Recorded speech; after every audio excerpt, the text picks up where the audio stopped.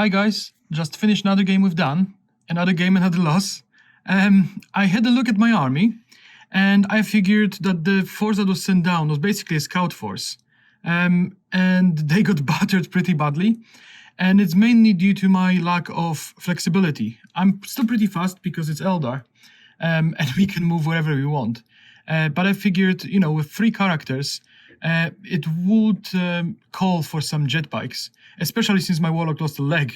So I decided to upgrade both of my Farseer and the Warlock to a Skyrunner version, giving them a jet bike, basically 1 power level each.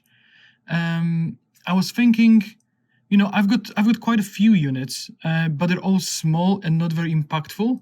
So I replaced a few. I got some Warwalkers in to get some more shots, both anti-tank and anti-infantry. It's a very flexible option with the Eldari launchers.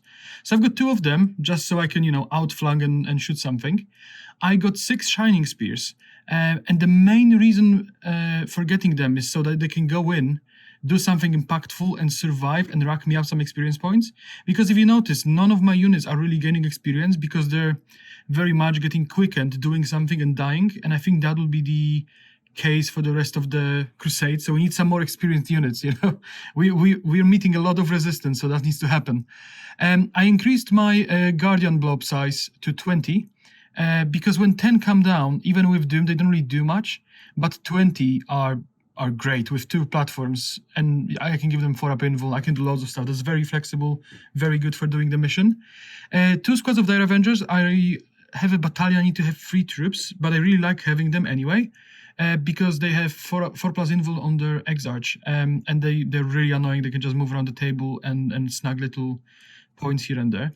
I've got a unit of Wind Riders, and they are basically going to provide me with quite a few shots, allow me to thin the hordes, really, because previously I didn't have many shots, and I really struggled with short range. So I thought that will help me a little bit, because they can move around. I still got my Rave Blades, because I am an Iyanden army. I still have 3 Rave Constructs. I'm not getting rid of them. I love Raves. I'll be looking to upgrade them to a 10-man, but right now I can only afford a 5-man. And I kept my Spirits here. With the powers, I also moved it slightly. I changed my Warlock Smite, which he will never use because it's just not useful on a Warlock. I didn't think about it. I gave him Ghost Walk. That's for +2 to charge for either my Wraith Knight or Shining Spears.